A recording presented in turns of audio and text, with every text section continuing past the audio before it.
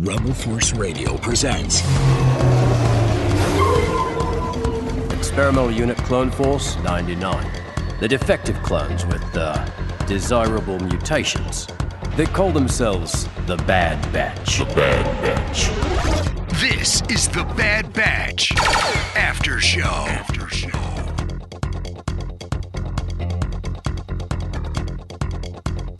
Oh yeah, chut everyone. Welcome to the Bad Batch After Show. Yeah, we're doing them. We're gonna do it. We're gonna do it. Why not? It's a new Star Wars series, and these after shows are a great way to sort of come together, digest it all, hash it out, what we liked, what we didn't like, and what an appropriate day to do it. Oh my gosh, it's May the 4th. Chut. Happy May the 4th be with you.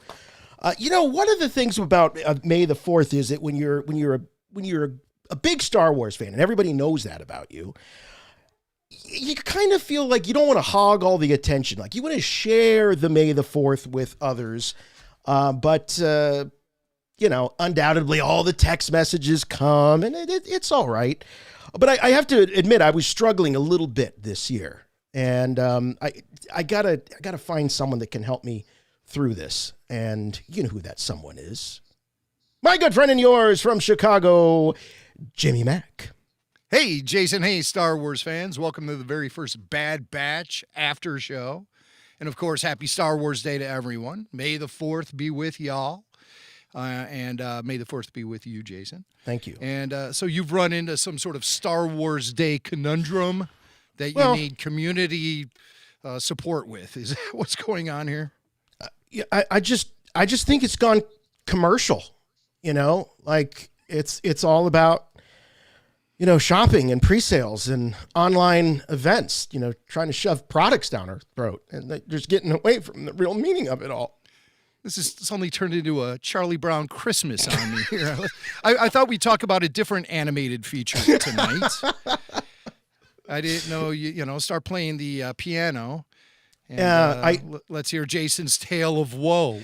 I could. I could. How his marketing event has become too commercial. Okay, that's crazy. Let's face it. It was a meme. It really came to fruition as a meme. It's a fun little saying, a pun that's been around for a while. Mm-hmm. But I think majority of old school Star Wars fans consider May 25th to be Star Wars Day, because that's the day, May 25th, 1977, when Star Wars was released. And a lot of us consider that to be the legit Star Wars Day, because it's more than just a pun. Do people really consider that Star Wars Day, though? I don't think that's taken off. Well, yeah, I mean, I like the idea of having two, but it's not memeable. It's not punny. But I think this year we'll see an added push. Now that I'm raising awareness in what could be considered a more legitimate Star Wars Day. So are you saying that May the 4th is it like... doesn't matter. May the 4th is fun. Is it the sweetest day to Valentine's Day, May 25th?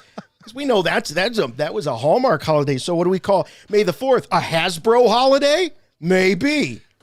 Yeah, maybe. But I really consider today to be all about the Bad Batch series premiere, Aftermath, an episode that lived up to its name, an episode I think lived up to its hype. I think we have a worthy successor to the Clone Wars in our midst here. And I was skeptical coming into it. But I've seen nothing but positive reviews online. The hype, the talk, the buzz, it's all been really thumbs up across the board. And I feel the same way here in my house where I've seen it now. I think I just had it running on a loop all day. So probably about 4 times it's run from beginning to end. I started my day, first thing, watching it, not looking at social media, not exposing myself to spoilers, being responsible. And prioritizing. So I woke up early today on Star Wars Day, jumped out of bed like a kid on Christmas and like a kid on May the 4th with the feety pajamas and everything. Yeah. And my stocking was full of the the Bad Batch. Yeah. And what was cool about this episode is how it really made that clear to us as viewers that this is a direct extension of the Clone Wars because it had the Clone Wars logo, which then burned to the Bad Batch logo. So that really sets the stage. And then Tom Kane with the narration to kick things off. God bless Tom Kane. Was that cool or what? As soon as I heard it, I go, oh yeah, of course. How can we not have Tom Kane? And let's hope that he did enough, pre-work before his stroke. We haven't had an update on him in a while, do we? No, just all I know for fact is that he has been continuing rehab. Mm-hmm. He has difficulty reading or speaking. That's the big problem. Yeah. And doctors have told his family that it's more than possible that he will not be able to continue with a voiceover career. And that's just such a shock to my system. Wow. Because it's a shock to all of our systems, really, because Tom was such a great guy and a real talent. And he was one of those big Hollywood voices that rank up there with the best of the best. Yeah. So I called on Rebel Force Radio listeners to send get well messages to Tom. And I did put those together as a montage and sent the file to Tom's, two of his known email addresses that I would use to contact him that he gave me himself personally, and his Facebook page. And I haven't heard anything back. Listen, the family doesn't owe me any obligation. I hope they heard it because I think it's something that could lift Tom's spirits. But as a family, they're dealing with a crisis and they have their hands full. And I just feel terrible for Tom and his family. And so obviously he recorded this intro probably a year or so ago, when he was still healthy. And, these could be the last Star Wars productions we'll be hearing Tom Kane's voice on. And it breaks my heart to talk about that. I don't want to speculate on that, really. But I've had strokes in my family, and I know the devastating effect they can have on one's communication skills. So God bless Tom Kane. And a full recovery, oh, my God, that would be, just wonderful. But amazing. Just if anyone could pull it off, it's Tom Kane. I do want to pause here for a second and thank our call screener for tonight. We take calls, and we've got Tyler Page, our call screener extraordinaire. He'll promise. Check out everyone. Yeah, Tyler will promise not to beat people up too much when you call. No. But we do want this to be interactive.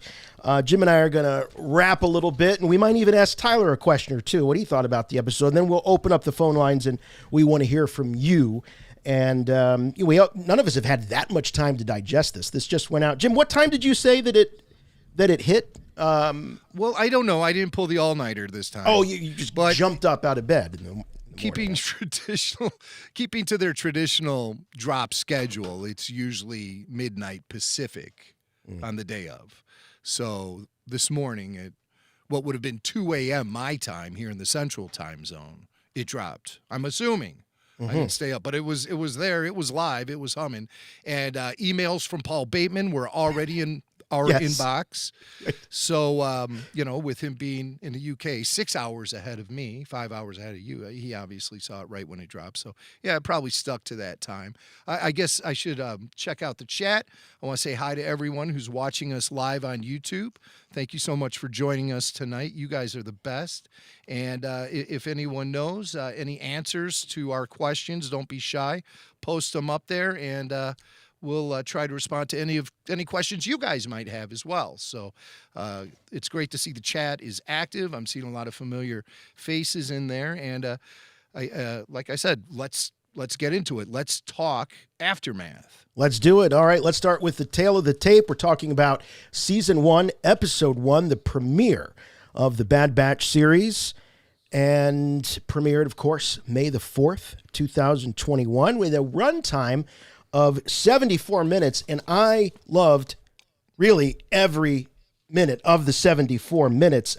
Looking at the talent behind this, it was directed by 3 individuals, Stuart Lee, Saul Ruiz, and Nathaniel Villanueva.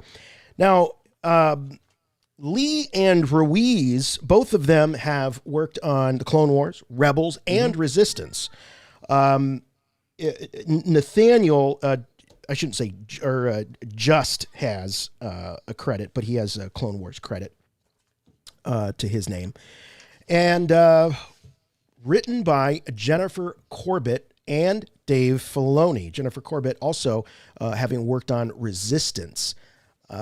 So, I have had my criticisms of Resistance, so I'm glad that they enlisted Dave Filoni to get this series off the ground. I might have been. You didn't even watch Resistance. I watched enough of it to know Did you? that. Did you actually watch some of it? Oh, yeah, absolutely. It was new Star Wars. It was brutal. I watched 2 episodes. I was done. It was a misstep. And I think most will agree that when we consider the overall quality of good Star Wars, that Resistance was sorely lacking. I know it has its fans, but it does. I think I think even its fans have to be real about it. It was childish, it was juvenile, and it went nowhere.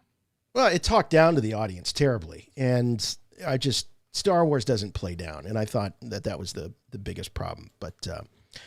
Anyway, so there you are, Tale of the Tape Aftermath, Episode 1, and there's obviously creators with pedigree coming in from Rebels and Clone Wars and Resistance, and as you said, Jim, they wasted no time in reminding us that this was a direct pickup, a continuation, that literally the Clone Wars was dissolving into the Bad Batch, and that was the visual cue that we had.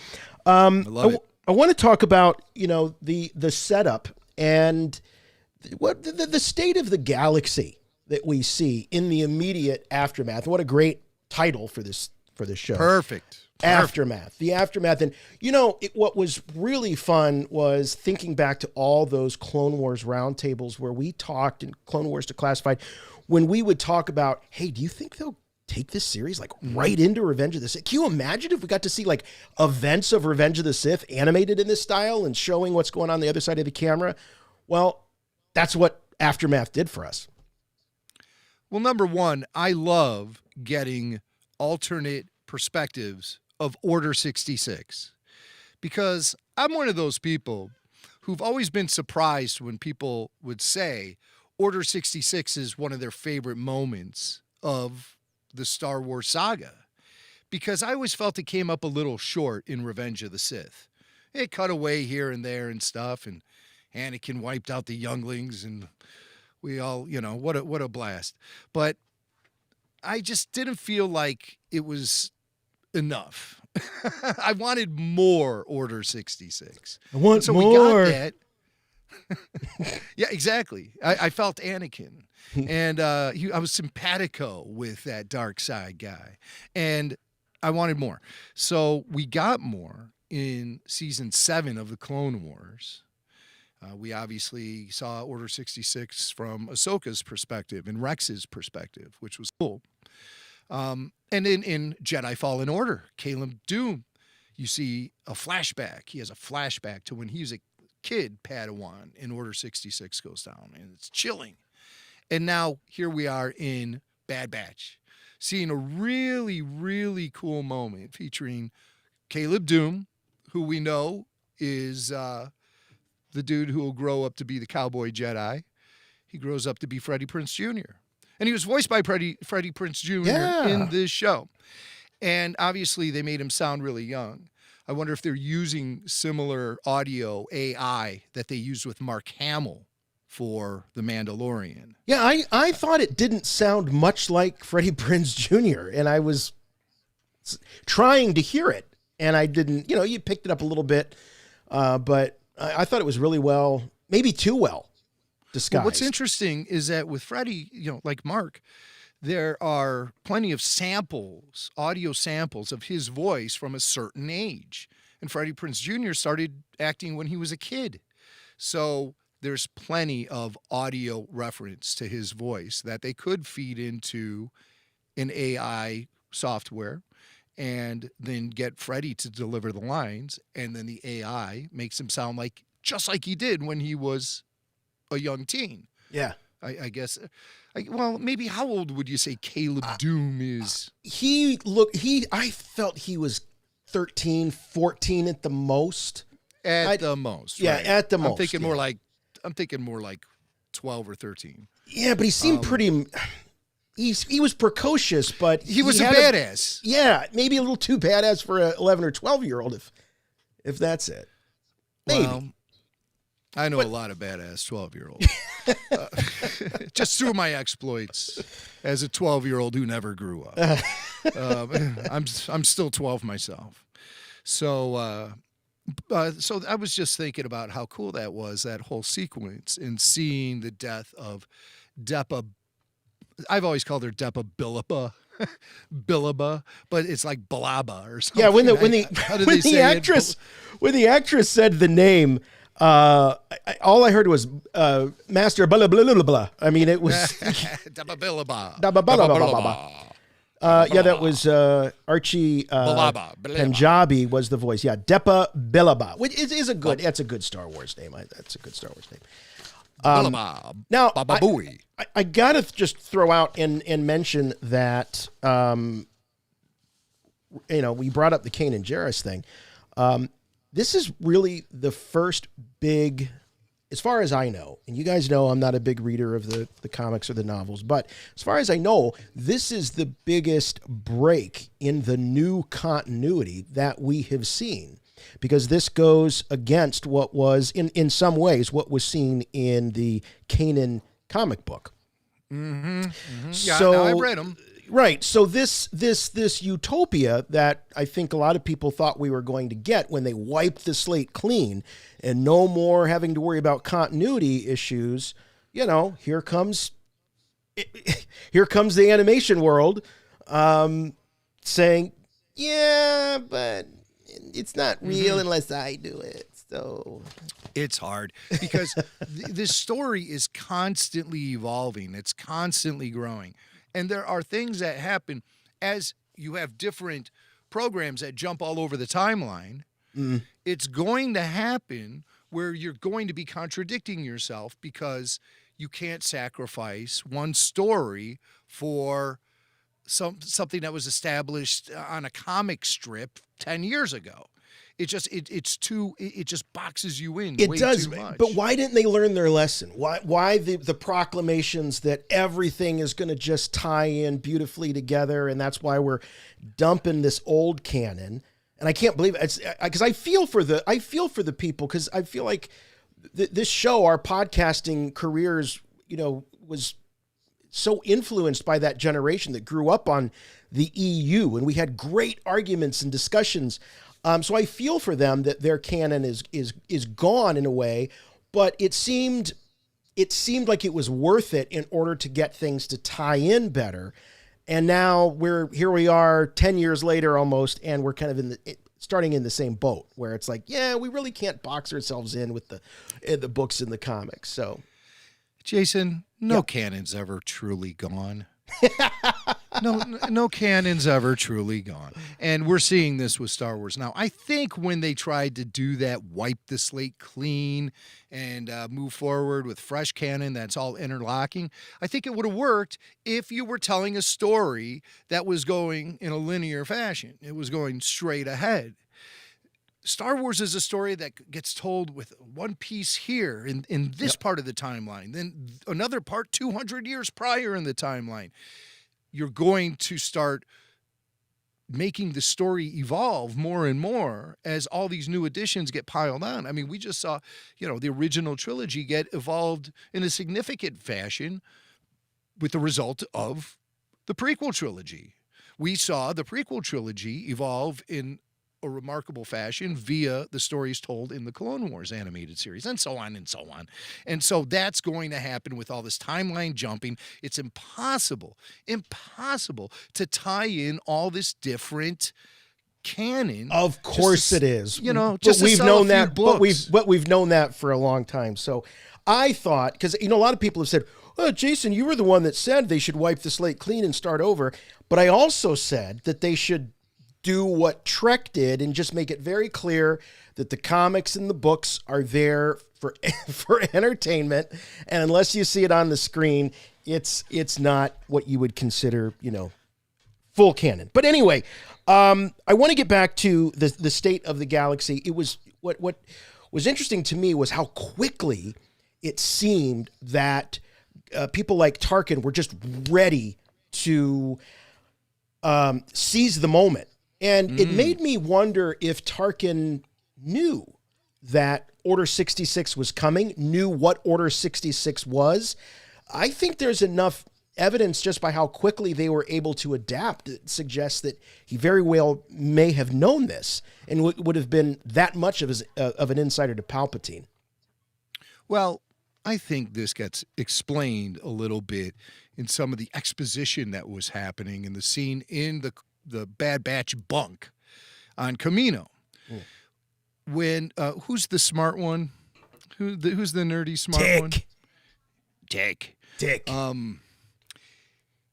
He explained that it was common knowledge that the Kaminoans had programmed the clones' cognitive abilities. Yeah, that was common knowledge. And Order 66 then would have had to have been common knowledge among the chain of command in the New Republic Army or the Old Republic Army. Oh, see, so I don't think there's any way that could be the case. Because someone would have talked. There's no way they would have been able to keep that secret if it was common. I think that it was common knowledge that the clones, I guess, the clones were engineered to be, to not, with authority, to not reject authority. But the Order 66 thing. Maybe it became common knowledge after Order 66. Yeah. What was that all about? Oh, they had a chip. I get it. But it did remind me, historically, when you think about coups and the way some of these things go down, it's like, man, everybody just swooped in. And I love some of the subtle changes that they're making.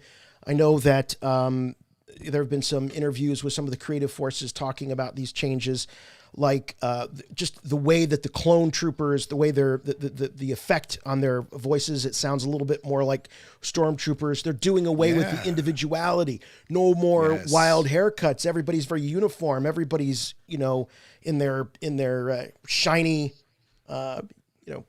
armor. So I'm loving that, this idea that, man, guys like Tarkin, they were just waiting for this to happen, and then boom, they swoop in. Yeah. Well, that's an interesting point you bring up, is like, who knows what. He says, he does say that line about it being, a known fact that the Kaminoans did that kind of programming. So, yeah, maybe he just means within the clone ranks. Maybe, or just the cognitive programming, but not what the individual orders are. That was a weird line. When they get triggered in that chip, then all of a sudden they know what to do because of the weird programming they went through when they were young clones on Kamino. Because we saw in episode 2 with Daniel Logan clone sitting there, and he had that weird cap on his head with those prongs and stuff. And so they were like, massaging his brain waves and stuff with this programming, these orders. And it was all happening unbeknownst to the clone itself. I always thought they were just in school. Yeah, they were like in math class. And like the Jetsons. It was like the Jetsons. It was like Leroy Jetson would come floating in. Yeah. And I'd be like, oh, yeah, sure, another day on Kamino. But no, there's something nefarious about that. But they're clones. They're not really people. Let's take a call here. This number to call, by the way, 708-866-1737. That's 708-866-1RFR. So give us a call if you would like to share your thoughts about, what kind of wine you drinking there? Jimmy Mack drinking some wine. Stuff. I got the Coppola Cab Sav. Oh, look at that. Coppola. That's good stuff. Coppola. I want to be one of these guys that just retires and makes wine.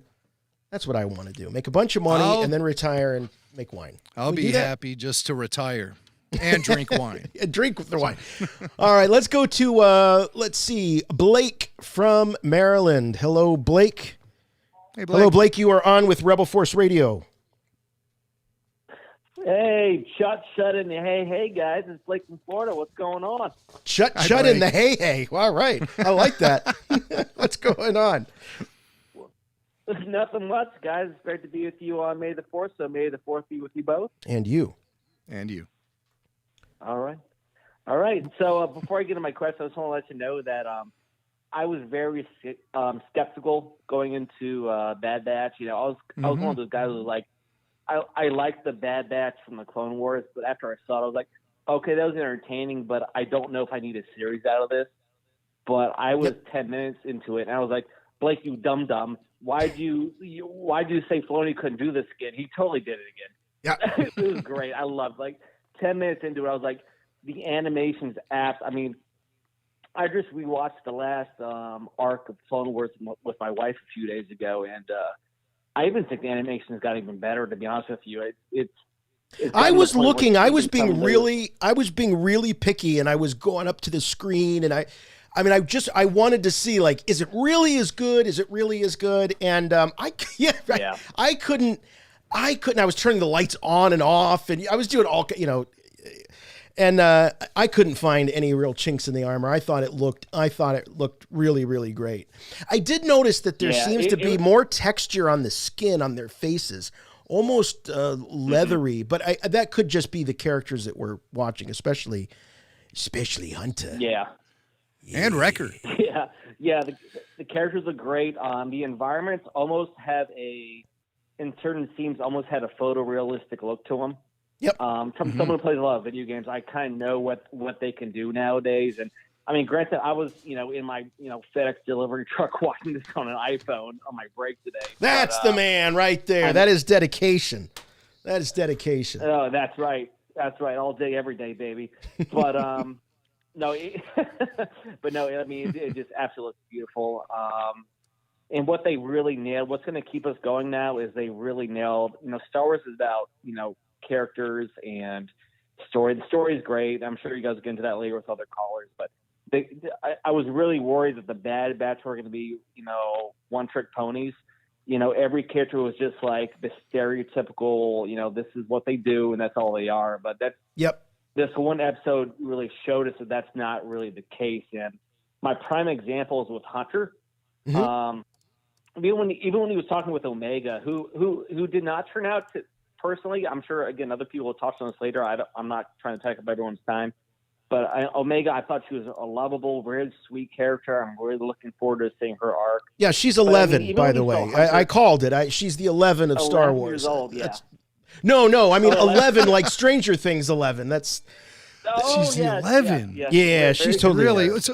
So wait, I missed the Eggo waffles. I didn't see the connection. I'm sorry. There's no waffles. Yeah. But if you notice, even when Hunter was talking to her, you have this, really hardcore Rambo type soldier, but then, and this may be looking a little too into it, but in real life, when you're talking to a kid, when you get down to their level, you just look them eye to eye and you listen to them. That really is a sign of, I think a really loving soul right there. And that is something Hunter was doing with Omega there. Yeah. And I'm not some nurturing, definitely. Just based on how, and it really showed that this is more, that these characters are going to be more than just what we were initially presented with. So I am totally sold on the long haul. But what I wanted to know from you guys is, so now we've just entered this period, this great period in between the prequels and the OT.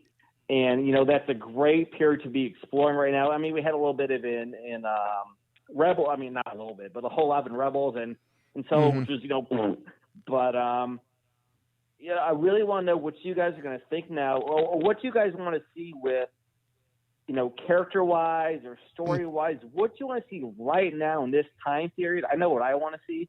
But what do you two really want to see now? We're at this genesis of this time period.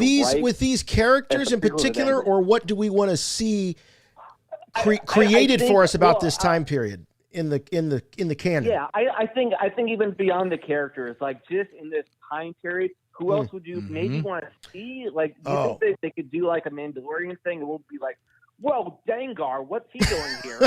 Right. Just in general, what would you want to see beyond these characters? Yep. I think we got it, Blake. Thank you very much. Appreciate the call. Thanks, Blake. I would say that, Jim, when I'm watching the show, And I know this is going to sound like so typical, but man, I really want to see Vader. I really want to see Vader at this particular time. Fresh Vader, still maybe a little clumsy on the legs or just something. Yeah. I would love to see that. Fresh Vader, meaning you could still sort of smell the sizzle coming off of him. It's like it smells like barbecue every time he walks into the room. Fresh Vader. Yeah. Hot off the grill. And he also smells a little like formaldehyde too, but don't pay any attention to that. Yeah, we don't talk about that. The sauce will cover right? that up. Yeah. That is the sauce. All right, what do I want to see? Vader? Yeah. Do I want to see Vader?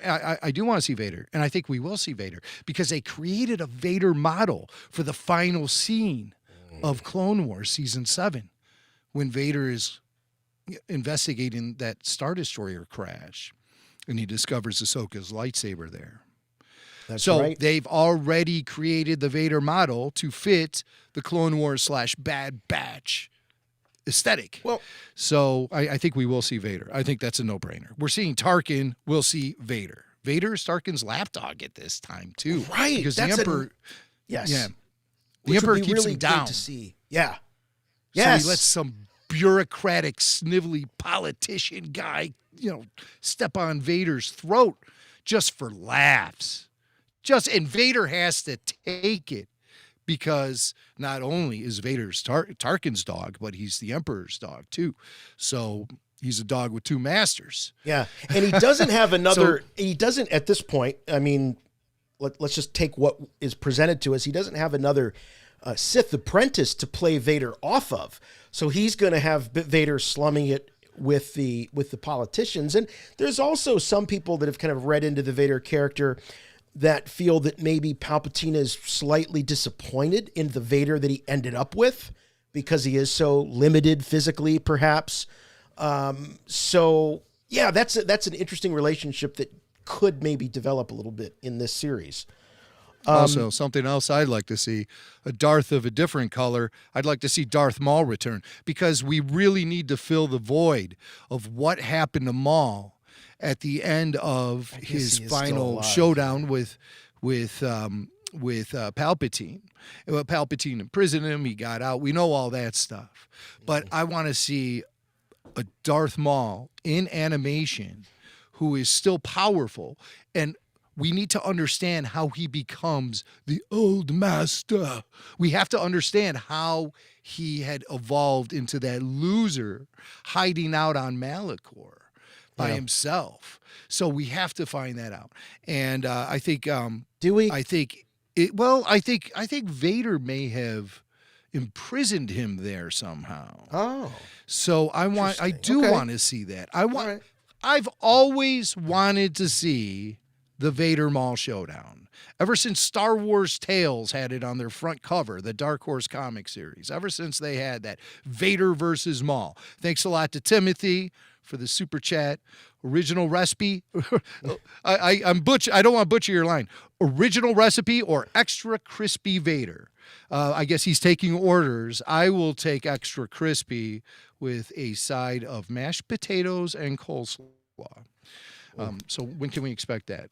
Coleslaw is the Emperor's lettuce. I'm not going to wait for my answer. It'll just show up. Grubhub. All right.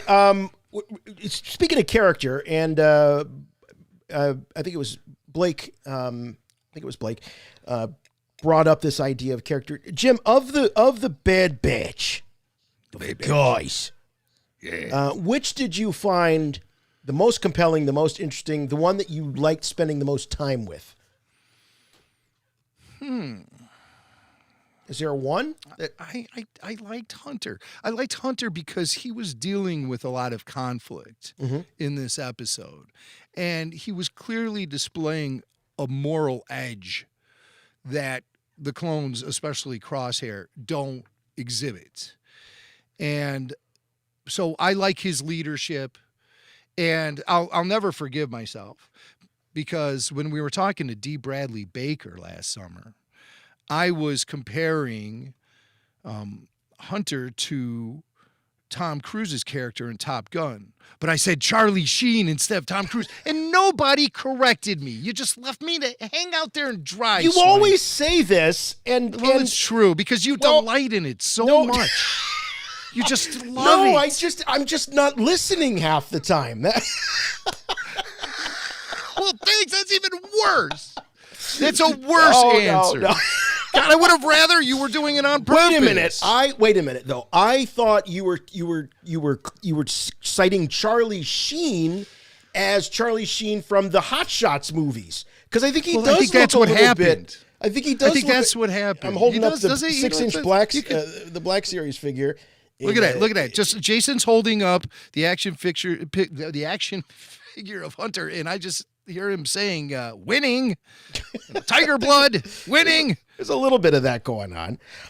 Was there any one of the Bad Batch that you thought, he's driving me nuts. Time for him to step aside. Anybody that didn't do it for you as much of the crew? Crosshair's a little creepy.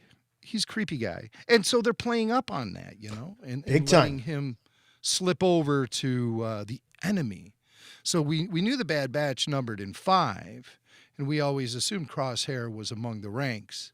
But that was a big surprise. Yeah, that was a big surprise. And then we do learn that Omega is a clone herself. Mm-hmm.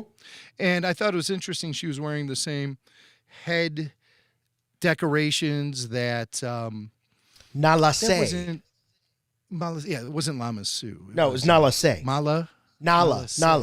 Nala Se, Nala Sa, Namaka Sa, Nala Se, Nala Sa, Namaka. Oh, nice. Little musical break here on RFR. Lewis Let's Tully, get back to the Bad Batch. Lewis Tully says, hey, think we'll finally get an answer on Barriss. Thanks for the super chat, Lewis. Will we get an answer on Barriss? Now, Barriss, let's remember where her story left off.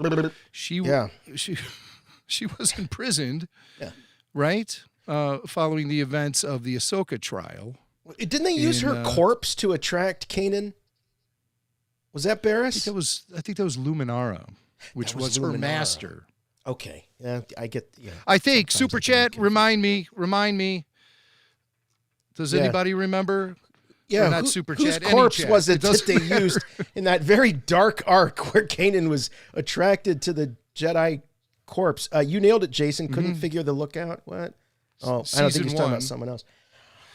Season 1 of Rebels is it was either Luminara or Barriss. I think it was Luminara, and she was in a coffin, and they somehow used her Force essence to lure Kanan to her, and because he was looking for someone more suitable to train Ezra at that time, if I remember the story correctly. Matthew Rooney says it was Luminara. Oh, the chat's lighting it up. Everyone says Luminara. All right. Back to the phones we go. Let's talk to. We have a Patreon supporter here, Matthew Rooney, who we just cited, who jumped up on the chat. Let's talk to Matthew. Matthew, you're on with Rebel Force Radio. Thanks for being a Patreon supporter and hanging out with us tonight. Hey guys, great to talk to you. And I want to encourage everybody to sign up for Patreon actually while I'm on here. Oh, thank you. That's very nice. I want to say that.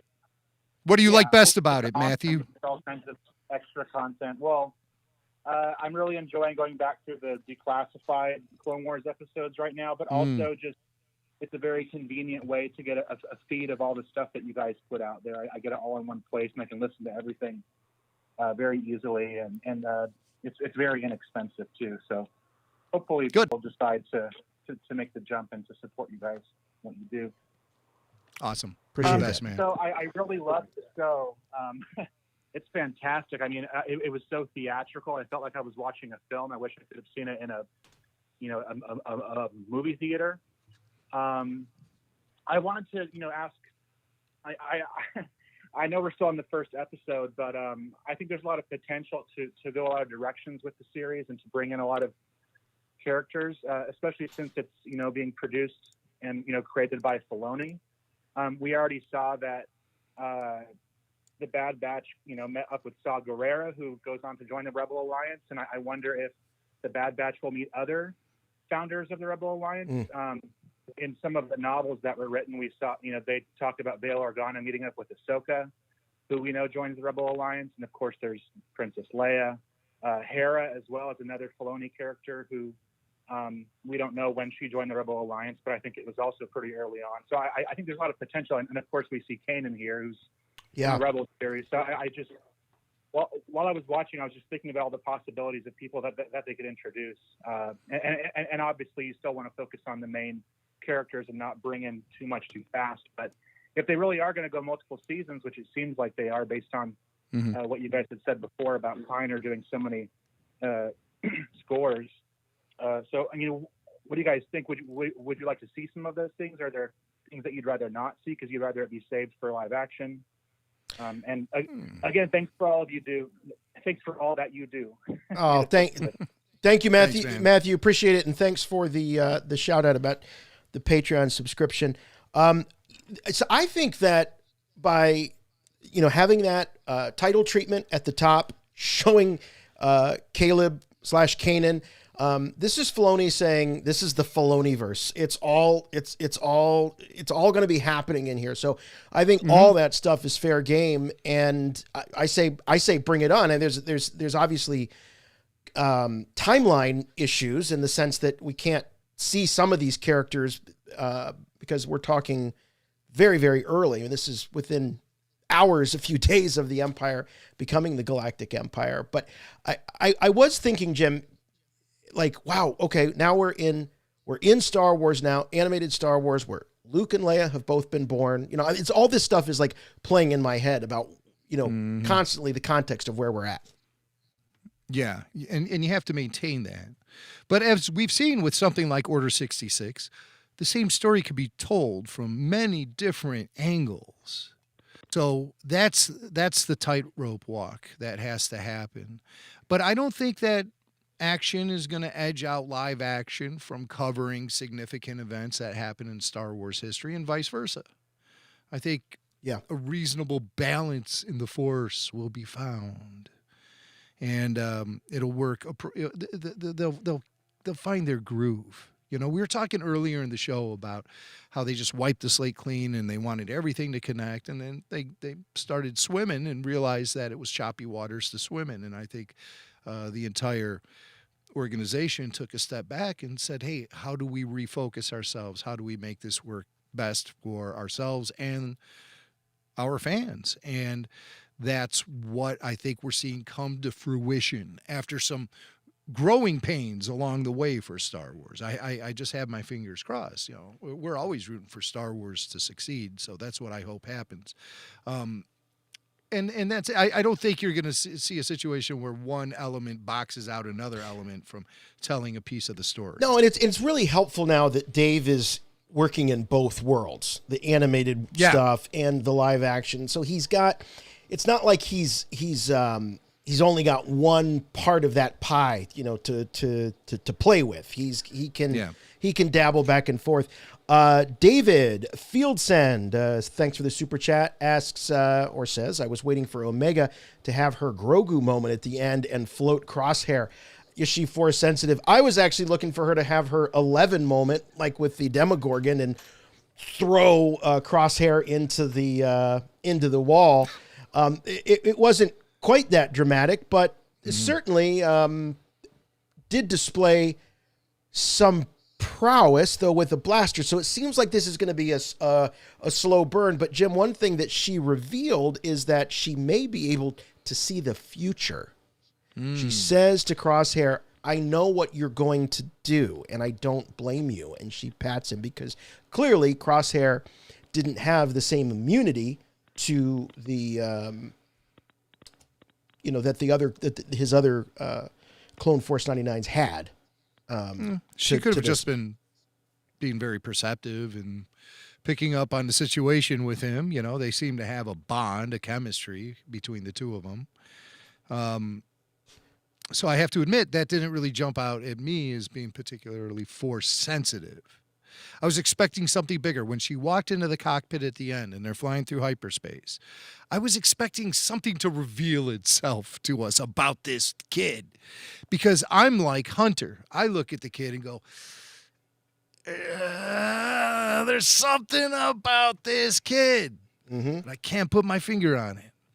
And I think that, that's by design. I think Hunter is supposed to feed that, so we kind of, we roll with that too.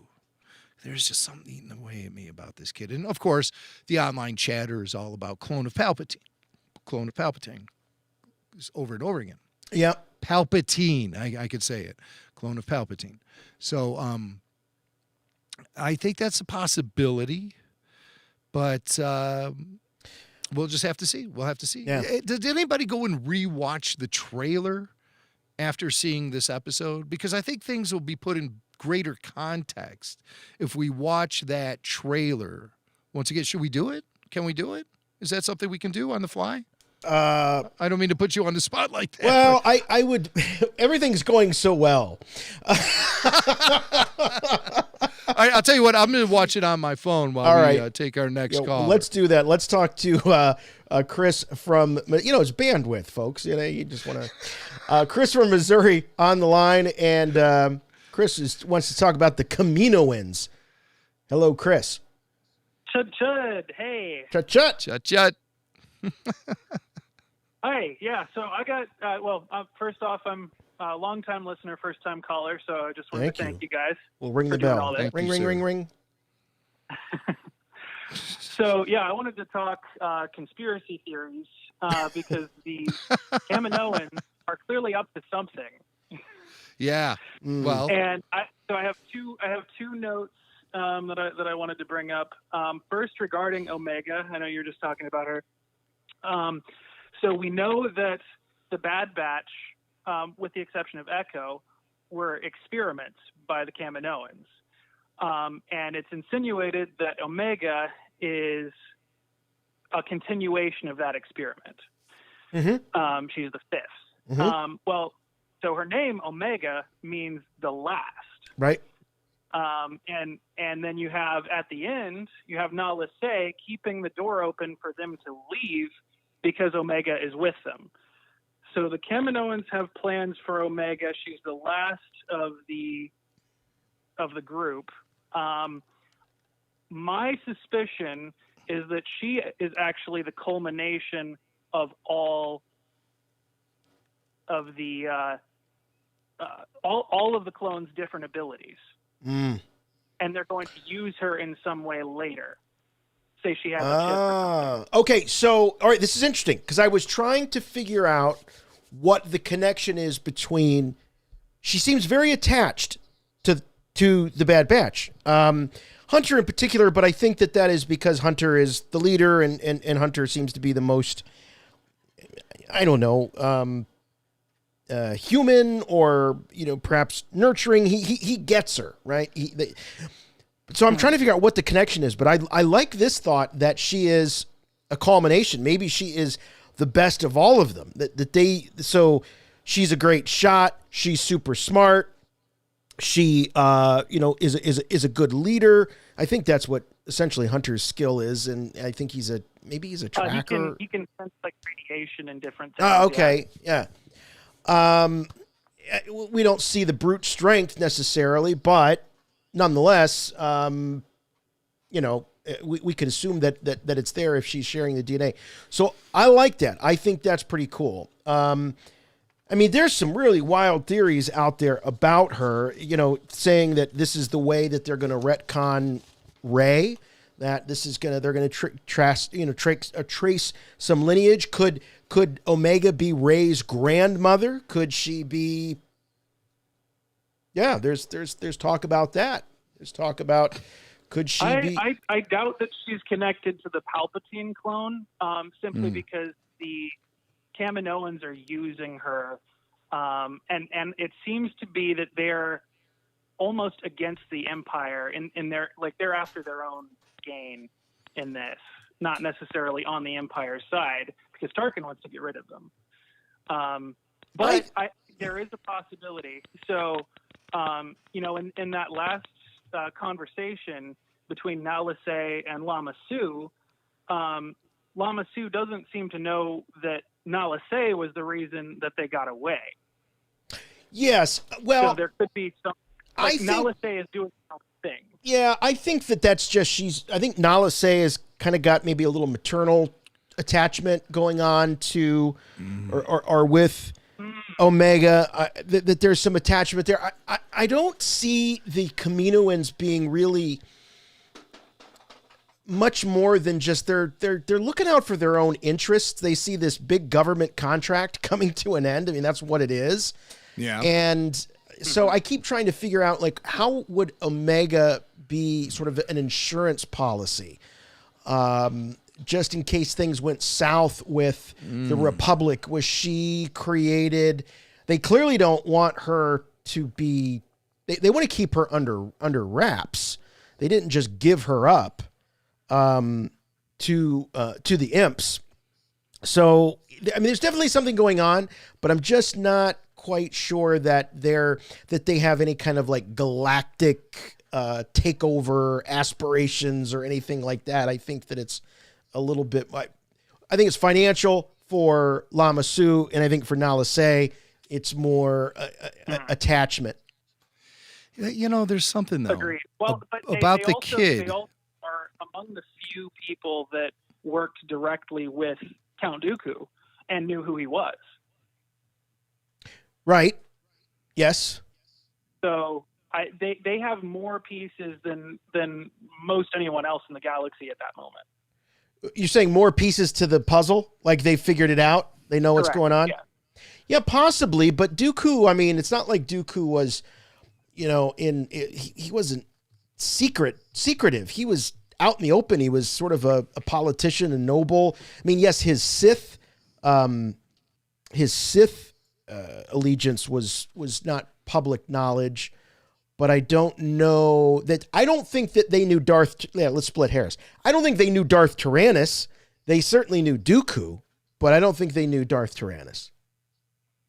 Well, no, because in the Fives arc from season 6, they're actually talking with Tyrannus. As Tyrannus? And he's guiding them through. Yeah, as Tyrannus.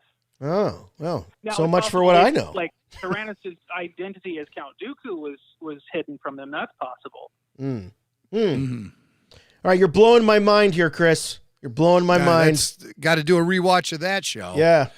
Have to do that. That's for sure. Yeah. Hey, well, I appreciate it. I think.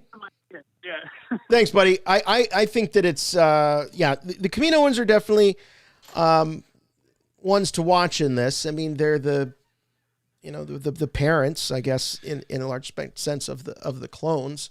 But I just look at them as government contractors. The kid presents some sort of priority to them.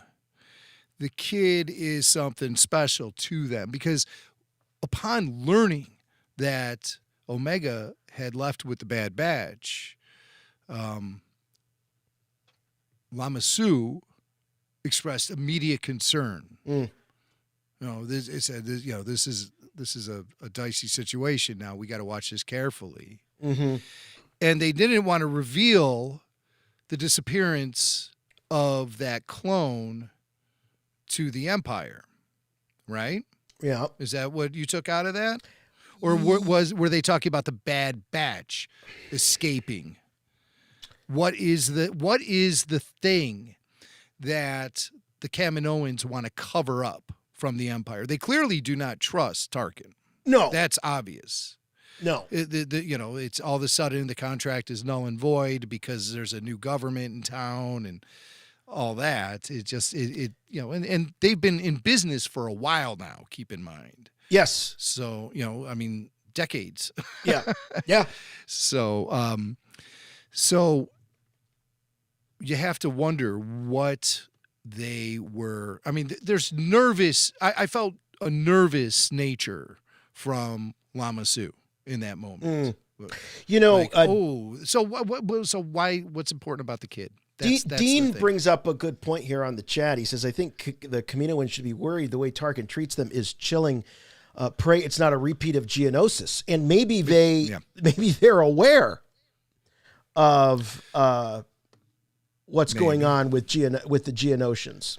That's something I'm sure we're going to see get picked up in this series is Tarkin's association with the development of the Death Star. Mm-hmm. So we'll be able to see some of the Death Star, the early days, and that'll be pretty interesting as they're starting to develop that stuff.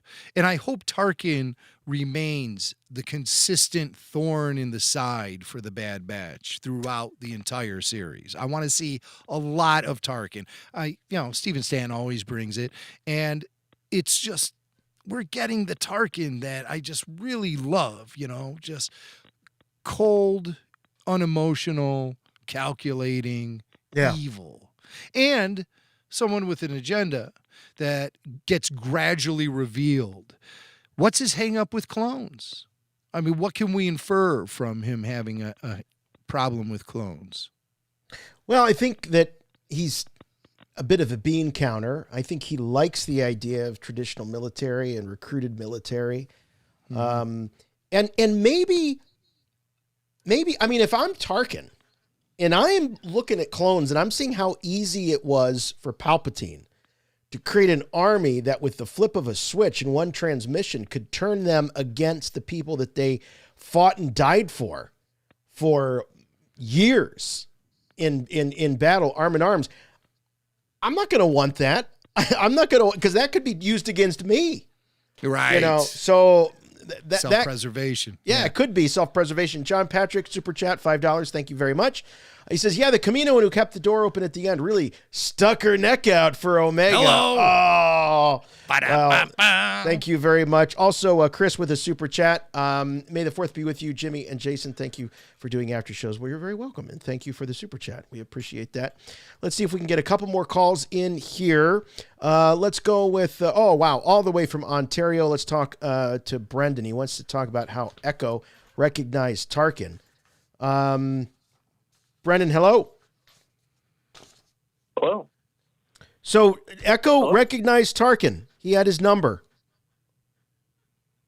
Yeah, well, that was like a really quick moment that I noticed while I was watching the show. Mm-hmm.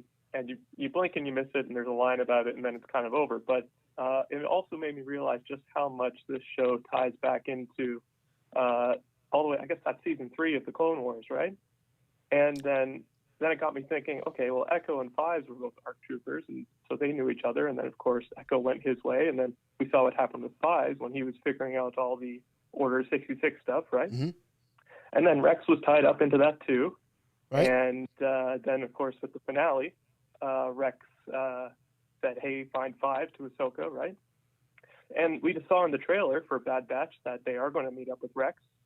So that means that Echo's going to meet Rex again, and then maybe Rex will tell him about Fives, and then everybody will figure everything out. I'm glad you brought that up. Okay, there's actually a lot of dots being connected here. Yeah.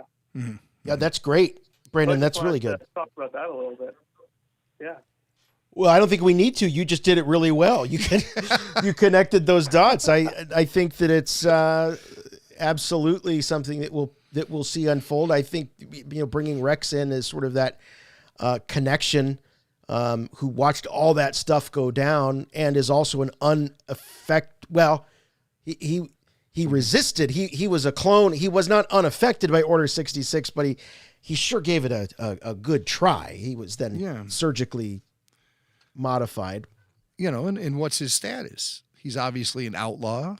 He can't be revealed because he's a traitor to the Empire. And he aided and abetted the escape of a Jedi during Order 66. So he obviously has to take on some alternate persona. He obviously has to live underground. Maybe he's a bounty hunter. I don't know. Maybe this stuff has already been revealed. I don't know. But all I know is that eventually he ends up on a broken down walker right. on some desolate planet, like he's on a fishing trip or something, It's I love that. I love the old boys out on yeah. It's a club, the old boys club, the old clone boys club. But it's those are gaps that need to be filled. Yeah. And so I expect we're going to see a drastically different Captain Rex than the obedient clone trooper that we've known so well over 7 seasons of the Clone Wars.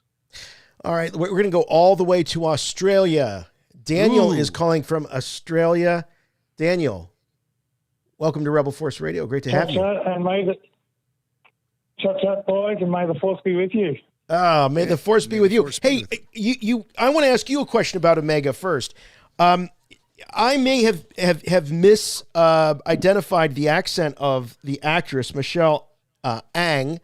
Is that a New Zealand accent or is that an Australian accent? It is definitely, as we call it down here, a Kiwi accent. Okay. Very similar to Daniel Logan's. Yeah. So it is definitely a New Zealand accent. All right. So knowing that the clone speaking voice, which was created by Tim Morrison, and actors like Tim Morrison, Daniel Logan, so that when you have a female clone to give her that accent, then makes a heck of a lot of sense. Mm-hmm. Well, my theory on where Omega has come from is Let's hear it. The Kaminoans may have done a little bit of genetic tampering with the DNA sampling that they got off Jango. Now, we know that Jango asked for an unaltered clone, no genetic manipulation, which became Boba. Right. What if the Kaminoans went, okay, we've got all this Jango DNA still, and we're still producing clones.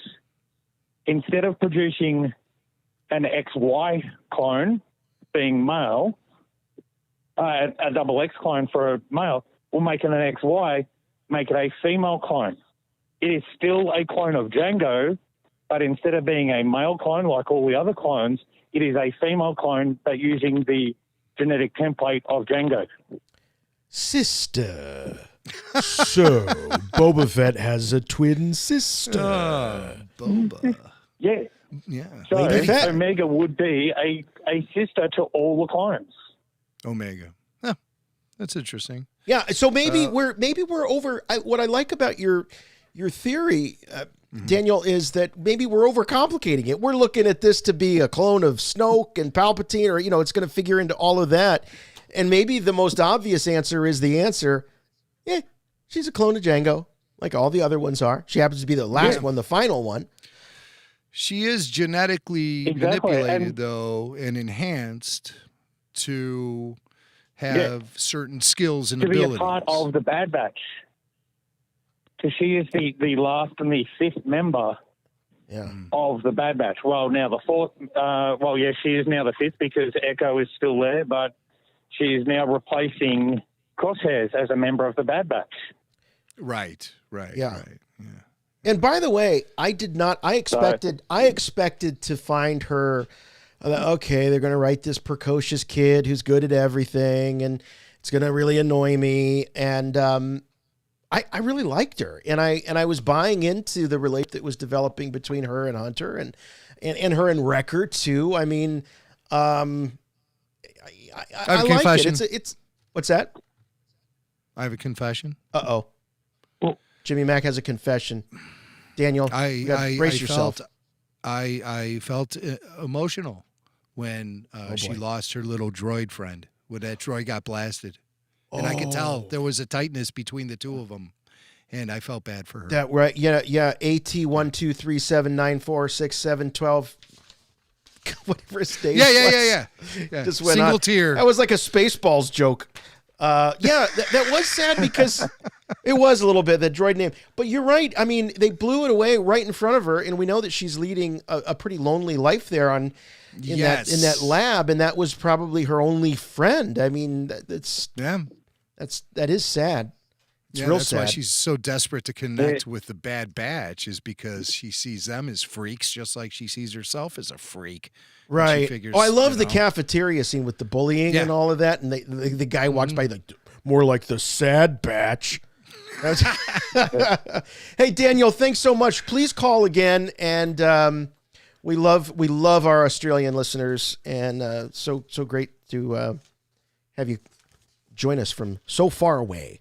I had a few other notes that I wanted to hit here, and we'll try to get another call or two in.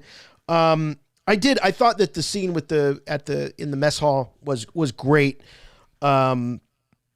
the Sad Batch, and made me.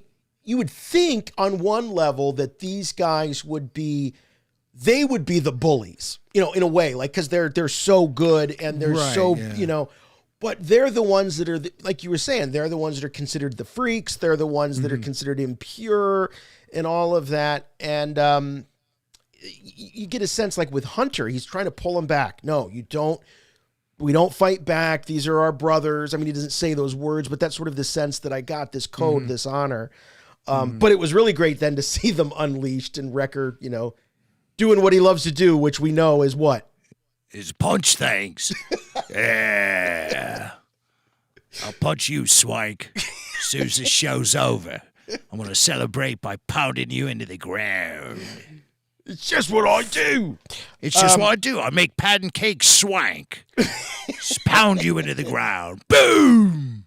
Any surprises, Jim, from Tarkin? I know you said you like this Tarkin. This is the Tarkin that you want. Yeah. Was there anything that surprised you about Tarkin in this period of time? Let me think about that. Surprised me about Tarkin. Or, was it just like, that's Tarkin. Yeah, nothing new there. Known quantity. Wow, let me consider that for a second. Not so much. I think he's more consistent now with the Tarkin I've always assumed he is than ever before. Sometimes they present Tarkin like he's Sherlock Holmes and stuff. It's crazy. Yeah, well, I noticed the gunpowder on his fingertips, and shut up, Watson. I don't like that kind of Tarkin. I like this. This Tarkin seems much more straightforward. He's cold. He's calculating. He has prejudices that are on display. He has power that he wields with such casual, chilling coldness. So I think that this Tarkin is the closest that animation has come, and that includes Rebels, which is closer to the actual era of Peter. I'm spacing his name. Peter Cushing. Tarkin. Peter Cushing. What the hell is the matter with you? Got the Peter right. I'm going to go upstairs and get a beating from my monster movie loving Hammer fan son, who's seen every Hammer film with Peter Cushing. He's going to lay into me. How can you forget Grand Moff Tarkin? You're nothing to me anymore. All right. Let's. All right, we got. But I thought. What about you? You're asking the question. There obviously must have been something you saw. If you can answer, I will give you a Little Debbie Cosmic Cupcake. What, from 2006? No, you're not. I have some. I have a stash of them. Oh my God! All right, let's take another call. You're not going to believe this, but you didn't answer the question. Well, I don't think I can. I've got stage fright right now because joining us on the phones right now is here I come. Admiral Tarkin. He's actually here. Admiral, we were just discussing your triumphant debut in the new series. Yes, right. Ah, yes. Rebel Force Radio. I've heard about you insurgents. Somebody's been maligning my good name, or my bad name as it is, on this HoloNet program of yours. Is that true? Well, I would say we're looking at it from multiple points of view, sir. We don't want to just... we don't want to assume the worst. We know you have your reasons for doing what you do. A certain point of view. I've heard that one before. Where have I heard that one before? And I think you were maligning Little Debbie cupcakes as well. Is that correct? Yes. We have a whole shipment of them coming out to the Death Star with your name on it, Mr. Tarkin, sir. But hey, what do you think about Jason? He thinks there's something wrong with you, or apparently, I don't know. No, Jason thinks something's off. I think you're as Tarkin as ever been.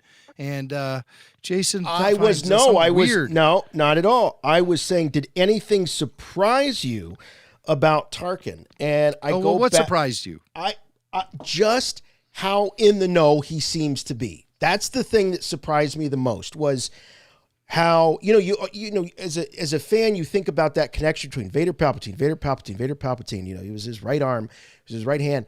And what I'm what I love that they're establishing here is I would be willing to bet you that Tarkin, well, we can ask him right here, knows more about what's about to happen than that crispy critter Vader. I would assume. He just seems like he is really in control of the situation and was able to just take control as soon as the Jedi were out of the way. Like he's waiting forever. This is the moment. Is that what you did? The Jedi are extinct. Their light has gone out to the universe. You, my friends, are the last people that are talking about this. We're the last ones who can get away with talking about it. I notice a lot of people who do talk about the Jedi and your empire, they mysteriously disappear and I never see them again. Why is that, Mr. Tarkin, sir? They're at the Officers Club on Skiff. There's no mystery there. I got to break the fourth wall here and give a huge shout out. What a surprise that we did not have this planned. The wonderful, wonderful Stephen Stanton is joining us here live on Rebel Force Radio in the bed. Congratulations. What a solid, incredible cheers to you, sir. And you've got to be, I would imagine, very, very proud of this premiere. It's a heck of a show. Oh, I'm so glad you guys liked it. I was completely bowled over by this thing because, it's one thing to be in the studio with all your castmates and recording the dialogue and knowing the story. It's another thing to actually sit down and watch the animation and music and sound effects and everything that they threw into this show. I was not expecting, I could not have expected what I saw on this 70-minute premiere. They just took it up so many notches on this. From the animation to character, facial expressions. I mean, you name it. I mean, this it really knocked my socks off. And you're talking to somebody that that knows the story here, and I was still bowled over. It was just amazing. Well, and you've been involved in my hats off to Brad and Jennifer and everybody that was involved in this. Well, and you've been part of so many different iterations of this. I mean, from the very beginnings of Lucasfilm Animation and now the latest project. How has it changed for you? Is the process? We know that the Clone Wars was a very, very tight group of actors. We know that continued that tradition with Rebels. So basically, it's just you and D. Baker in the studio, right? Because he's doing every other voice. If it's not you, it's him, right? But seriously, it seems like that. But if I were to show you a picture of all the people that were there that day, you've got Michelle that's doing Omega and Andrew Kashino, Kish. He was back doing Saw Gerrera, and a number of other people that you haven't met yet, because of course there are more episodes to come. All right. And there's more characters that you haven't been introduced to yet. But yeah, it's a little different each time, because every time I go back in, we kind of jump around the timeline a little bit. So I have to talk to the director, and we talk about how we want to play Tarkin this time around. And here we've kind of got sort of the mid-career. In Clone Wars, we had sort of Captain Tarkin, being promoted to Admiral Tarkin by the end of the series. Now we've got Admiral Tarkin back again. In Rebels, we had an older Tarkin. So here we've got somebody that's really the military man. He's in charge, but rather than the guy that just sits behind a desk and say, kill them, have them killed. Here you've got a Tarkin that you think he's about two steps away from picking up a gun himself and getting the job done on his own. He still has some of that Captain Tarkin left in him. He's a very sort of stern, sort of military guy that is just in the height of his power and really feeling it where he is. So we've got we were playing him a little differently. You might have noticed he's a little bit meaner in this show. Very much so. And this was the ultimate dirty trick. He sends these guys. First of all, he's interested in these guys. He thinks, well, maybe I have some use for them, and maybe they sort of lend credence to my case that recruits or non-traditional clones might be the way to go. So I'm going to send them off to deal with these insurgents. These insurgents happen to be basically civilians, children, women, what have you. But his little insurance policy is he sends a one of the spy droids to document, exactly how they do or they don't follow orders. So I mean, the whole thing is just so icky. It's so Tarkin-esque, right? It's right out of. I mean, it takes you back to the Clone Wars where that final sequence, which I think I may have told you guys before, when on the trial of Ahsoka Tano, there was a scene that was cut where Tarkin said in front of everybody there in the front of the courtroom, it's like, well, if you didn't do this, then why did the Jedi themselves kick you out of their order? After earlier in the show, he's the one that convinces them they need to kick her out of the order in order to be, have a fair trial. And everyone's like, why? You told us to do that. He's well known for pulling dirty tricks on people. So, and that's it's amazing. One of those things I have to go. Stephen, I just think that's amazing go ahead. He and Palpatine can exist within the same sphere, both manipulating so much. How much of the manipulation do you think comes from Tarkin, and how much comes from Palpatine? Well, it's, I have to kind of go back to something I spoke to you about a while ago, Jimmy, and that is the Tarkin novel. If you've never had a chance to read it, the relationship between Tarkin and the Emperor and Vader is really kind of like it's spelled out in that book.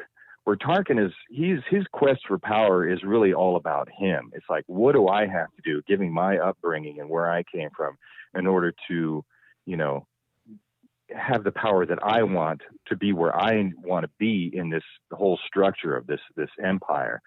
And, at times, he's kind of looking as the Emperor is like, why is this guy bothering me? I've got things that I'm doing. I've got the mobile, deep space mobile battle station that I'm building. He wants me to hang out with this Vader guy. We don't even get along that well, So, but Palpatine is very much aware, like I said, if you read the Tarkin novel, he's very much aware of what he's doing. He's putting Vader and he's putting Tarkin together as sort of a test to see how they work together, because he has his plans. So Tarkin is being manipulated to a certain degree, especially by the end of the book, where he's been told, oh, you're going to be the only Grand Moff. It's this new thing that we're creating, and you get to be it. And we've got the Tarkin doctrine, and they're like, oh, okay. And Tarkin's like, well, I can live with that. Feeding his ego. Meanwhile, Masameda's standing by and saying, like, yeah, I'm just making friends with everybody, because you never know who's going to be the next one to go down and you got to side with. So I love a good for any of your listeners out Masameda, there, if you have not read, well, he's a character that I've had a chance to play in a number of episodes in Clone Wars, and that was always the kind of thing that Dave Filoni would tell me is like, this guy. It's not about right or wrong with this guy. It's about who's winning. That's who he sidles up to. That's who he's going to be. Oh, I agree with this person because they're winning this battle right now, or they're in power. As soon as that person goes down, Masameda is going to shift his allegiance and go to somebody else. That whether or not that ever takes place, that's the place where we played the character from. That's where it's so interesting to hear you talk about the dynamic between Vader and Tarkin and the Emperor, that triangle of dark side. And, I always considered it something of a punishment for Vader, or just something to keep Vader down by making him Governor Tarkin, making him Governor Tarkin's dog, essentially, his lap dog. What does Vader say about, doesn't she say something about Vader? She says, I expect you holding Vader's leash. Vader's leash. Yeah, so... Leash. So, yeah, that's dog. It. Well, yeah, I think this all gets back to... I think what this gets back to is the vulnerability of Anakin Skywalker and the lie that's told to him when Palpatine puts him in, he's more machine than man now, and now he's Vader. And he lies to him about, Padme and everything else. So this guy is broken. He's completely broken. And you watch the way he puts them together on that table. It's like, we know that they have back to tanks and medical droids and all this stuff. And he's just putting this guy together raw on the table, no anesthetic. creating. You know, this Stephen, monster. I don't want to. I can't let that go by because you're the first person that I know that's ever pointed that out that I've heard. No of. anesthetic. That is but that is when you think about the Sith way. That is a really cool observation. There would have been more in a galaxy far, far away, more humane ways to do that, but. I think that's a great point. That was a big trial for Anakin. I don't mean to derail you from your larger point, but I really wanted to stop on that because that was good. Use the rusty scalpel. That is part of the larger point. It's true because what you have is a broken spirit now, and now he's putty in Palpatine's hands. He'll do what he says because he thinks he's responsible for Padme's death, and he's the guilt, the shame, everything. And we all know what Anakin was like as a pre-Vader. So now we know he's trapped in this helmet and everything like that, and he's probably just gonna whatever you say. I'm irredeemable. There's nothing that I can do to redeem what it is that I did. So I may as well just go all the way to the dark side because what have I got to lose? I've lost my humanity completely. So yeah, I think Palpatine knows that Tarkin can he's got this loose cannon in Vader off to the other one side. Then he's got this strategist off to the other side. And he says, what if I can get these two together? What if I can get the guy that thinks his way out of these things and put him together with this guy with this raw energy? And together we can have something that I can use as a tool, to get the things that I need to get done. So that's pit them against each other. Everybody's being manipulated by Palpatine. Yeah, and he certainly doesn't have each to. Other, yeah. Right, he doesn't have to worry about these two guys getting in cahoots with each other because their egos are such that they're not going to, ally themselves against Palpatine. So they're going to continue to sort of fight, between each other and gnaw at each other. That is, I got to tell you, Stephen. We talked to a number of voice actors but in terms of the one that does their homework and really understands the character, hats off to you, man, because you really do good job, man. More than just lend voice to the character. It's up here in the head, and it's just great. It's so much fun talking Tarkin. What a huge surprise this was. And everyone in the live chat's really excited. They have some questions and comments. I'm going to throw them at you a little rapid fire right now. Okay. If that's okay, Stephen. All right. Sure. Somebody says, I wonder what that foul stench was. Which that always comes up. That's always, never gets old. Todd was wondering if the casting crew. Tarkin wears, he has an aftershave called Eau de Tauntaun. And I think that's probably what throws a lot of people off. It's an acquired taste. But Stephen himself smells quite wonderful, so you don't have to on worry the inside about and the outside. Yeah. So, and I know this for a fact. Okay. Todd Stewart says, Stephen, did you have a cast and crew premiere? Well, I wasn't invited to any, so if they had one, I'm completely unaware of it. And considering what's going on with lockdown and everything like that and stay-at-home orders, I would be very surprised if anything like that happened. So, no, my first time seeing it was today. Other than me doing ADR to sequences, I had seen sequences, in my home studio. Because I had to do some looping in ADR, so I was getting to see what the show looked like in advance. Mm-hmm. But it was just sequences that I was involved in where I had to replace dialogue for Tarkin. Wow! And so, what was your first emotion or reaction or statement that you made once the credits started rolling today? You mean the end credits or the beginning credits? The end credits. Just when the show was over, what'd you say? What'd you think? What? Oh, I was ready for more. I was completely ready for another episode. Ready for more. I was so captivated. I was. I mean, I thought they did a wonderful job with the character of Omega.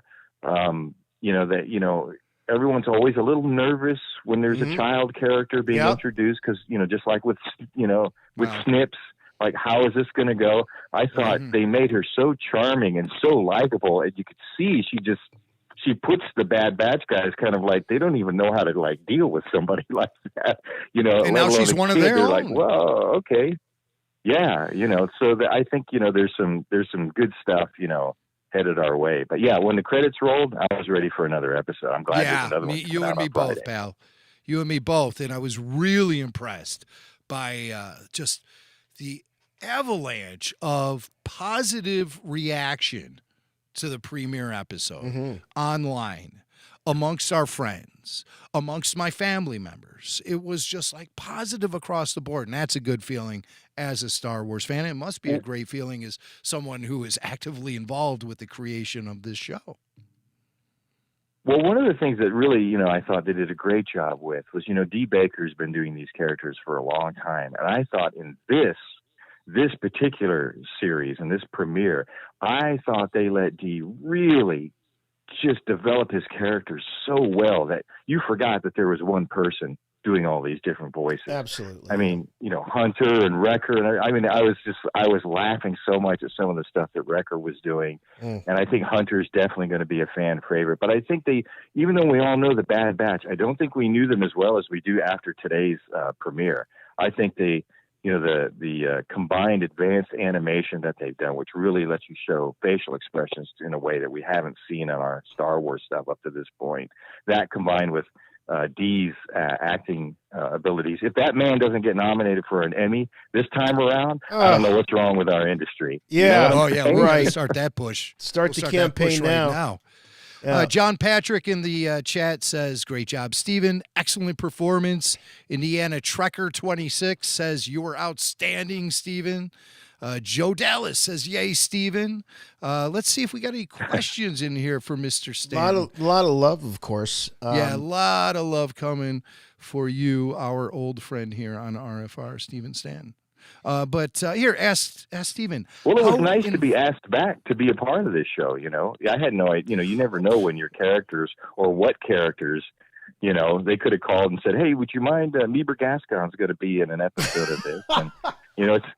And I would have done that too because I have a lot of love for that little guy. We but know. It was always great to hear Tarkin come back.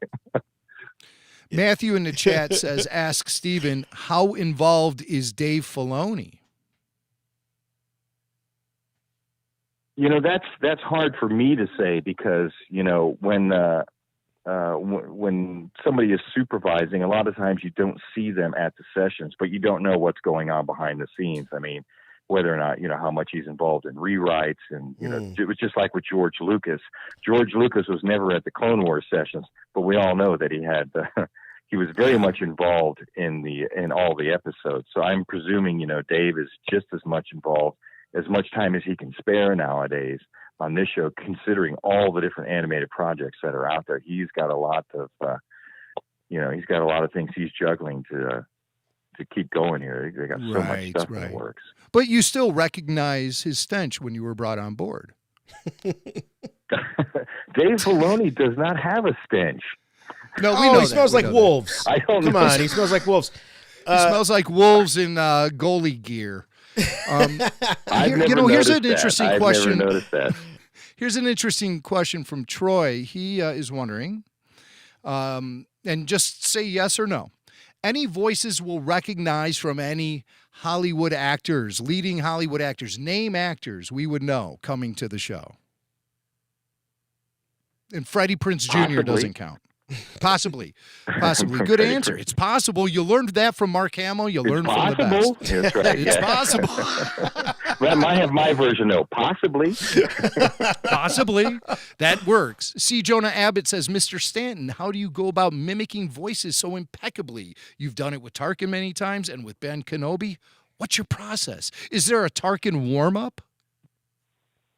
There is. I mean, it was just with any of these classic characters. Anytime I'm doing a voiceover, it's a multi-step process. The first thing you do is you listen to your references, which is your audio from whatever it is that the character. Like for instance, when I was doing Tarkin in the Clone Wars, I was not using Peter Cushing's Star Wars stuff so much as a reference. I was using Peter Cushing as Sherlock Holmes as a reference because that was more, he was younger and it was more the character because Tarkin, was still working with the Jedi. Right. He wasn't a complete villain yet. He was somebody that was just rubbing people the wrong way. And I always used to think, well, that's Sherlock Holmes. He's arrogant. He thinks he knows everything. In many cases, he does. He is smarter than everybody else in the room. But I thought that's a great approach for Tarkin, and Peter Cushing has done that. So BBC had done a Sherlock Holmes series back in, I think, like 1969 or something like that. And I used that as a jumping off point for my Clone Wars Tarkin. Then when we did Rebels, I kind of went back to the Star Wars, the Death Star, A New Hope Tarkin. And here we've got a kind of something that's a little in between, where I kind of had to like meld them together and say, like, this is a really hardcore Tarkin where he's just, And so I work with the reference materials, the recordings, and then I work with the dialogue, and I try to make how do I make what I know that character sounds like? How would the actor, if that person were alive today, how do I think they might approach this new dialogue, given the scenes and what I know about the character? And I kind of go from there, and you hope you come close to the target. If you don't get the bullseye, you think, well, hopefully I'm close enough that, this is working, and, that's all you can do. And that's, of course, why you have a director there. So one of the great things I love about the people that direct us in the Star Wars series, whether it's Dave Filoni or Brad Rao or anybody else, is that they a lot of times will give us the opportunity to just play it the way we think it should be played first. And then if we're off the mark, or they need to steer us in a different direction, then they'll come in and say, you know what, why don't you try this?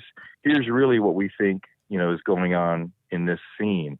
Dave Filoni told me one time, we were having sit down having coffee one time, and he said, I'm this guy, from Pennsylvania.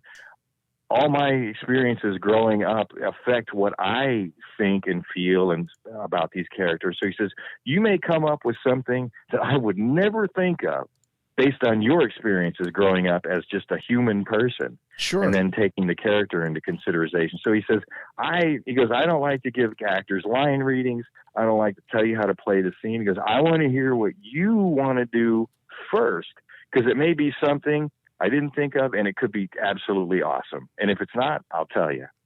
Yeah, and that's what's so fun about, having this sort of communal conversation about, we're all looking at the same thing, but we're all bringing our own life experience and baggage and everything into the conversation. So we're learning from each other, and that's and I don't think you could do that with anything. I think that that Star Wars is, it's I've often said it's primal. It taps into some of our most deep and profound, human emotions and aspirations and all of that. I mean, George was the ultimate alchemist and broke down some of the building blocks of what makes mythology so meaningful to us and what storytelling does. And again, one of the things that's so fun about talking to you about it, Stephen, is that you get it. You're not one of those that, it's just a job. I mean, Star Wars is in your blood, and and that's the truth that we really, really appreciate, because Stephen, when tackling dialogue, I have a technical question for you. Yes. But first, I'm going to let you respond to what Jason just said. No. I was gonna say what Jason says is right, because it's part of the reason why I'm one of these people that was around in 1977 when Star Wars came out, and I remember what was available at the time for someone like me that was into like sci-fi and fantasy and all that stuff, and it wasn't a lot. You'd get in the occasional Ray Harryhausen movie, Golden Voyage of Sinbad or something like that, and then this thing came out, and all of a sudden, it wasn't something that just appealed to sci-fi fans. It resonated with everybody. That's why it was such a blockbuster hit. I mean, there's people that could care less about science fiction or science fantasy that went to see it. And it's because of what Jason just said. It struck an archetypal nerve across this entire planet with so many people that they were just drawn to it. And they said, yeah, I can relate to any of these characters, or so many of the story, the journey of the hero or whatever, that was just what I was going to say. Yes. Well, I agree with that 1,000%. I also think that George Lucas really knew what he was doing by putting his mythology in space at that time in the mid-'70s, because we were just in that era where NASA was landing men on the moon, and kids like me, our eyes were toward the stars. We were really letting ourselves go and letting our imagination run wild with these images that we would get of all these moon missions that were happening at the time. And, in the wake of the space race and all of that stuff, it was just exciting stuff. And George Lucas was just impeccable with his timing, his placement of the story, and all of the sources that he tapped into to create that story and make it timeless at the same time. Now, here's my technical question. Yeah, that first one, I think, even if you were to say none of the other Star Wars films ever got made, if you lived in an alternate history or a parallel universe where there's only the first one, that would still just be a classic that people were watching today, even if none of the other films had been made. Mm-hmm. Absolutely. It's in the category with Gone with the Wind, Casablanca, Citizen Kane, Jaws, Planet of the Apes. The original Planet of the Apes. I don't know. I mean, when I'm talking, think about the films I just listed. The original Planet of the Apes. I am, and that's why I said Planet of the Apes. What you got a problem with Planet of the Apes? Original I have a problem with placing it in the same category with Star Wars. Much never alone, been Casablanca and Citizen Kane and Wizard of Oz, Gone with the Wind and Planet of the Apes. It's just like drop a brick right in the middle of my swimming pool. Okay. Here's my technical question. Damn it, no, that's Swank. meatballs, I think you're thinking of. And I apologize to Jason's kid, who I'm sure is watching this as he goes to bed. I love your dad. You have no idea. He's like one of my best friends. All right, here we go. My technical question is, as Tarkin, when voicing Tarkin, trilling R's, how do you know when to do it and when not to do it? Well, that's a good question. So, yeah, Rebel Friends. So here's what That's a warm up. That's got to be the Tarkin warm up. Rebel Friends.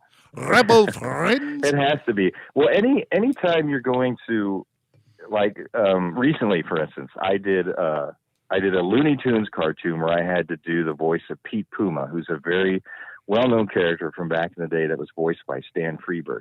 Stan Freberg was doing an impersonation of another actor named Frank Fontaine in order to do that character.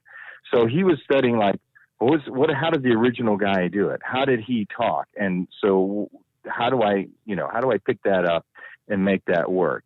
So with Peter Cushing in his autobiography, and I actually have his autobiography on tape, which he did years and years ago.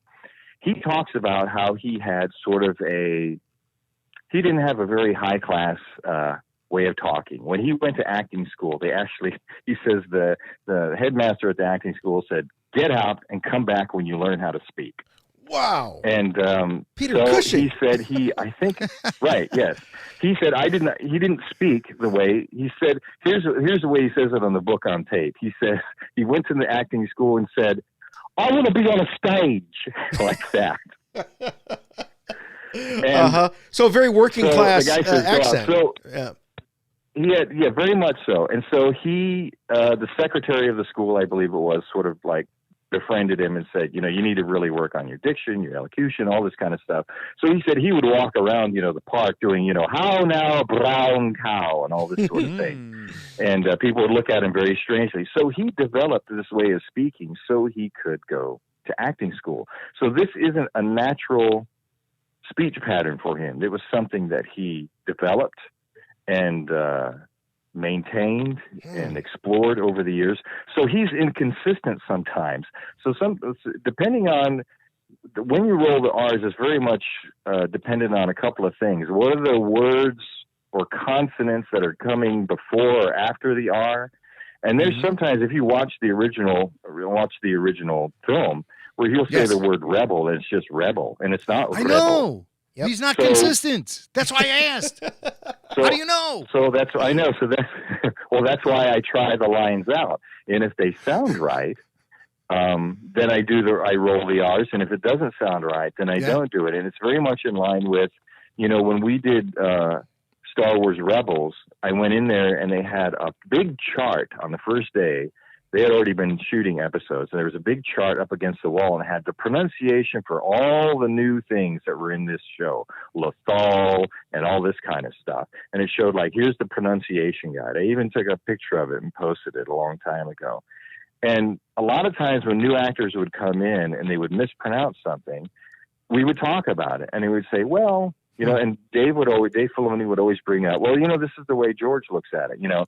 Like, say, in the United States, the people in New York and Florida and Montana and California don't all say the same words the same way, whether it's Millennium Falcon and Falcon, right? Han Solo, Han Solo.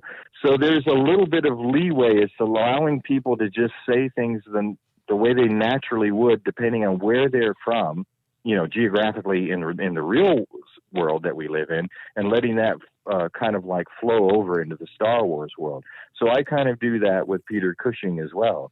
I try the lines on for size, and I make my decisions about, well, do the R's roll here? Should they? Shouldn't they? Is it confusing? Does it make it harder for people to understand what he's saying? American audiences. Do you have a special mark you make on your sometimes copy?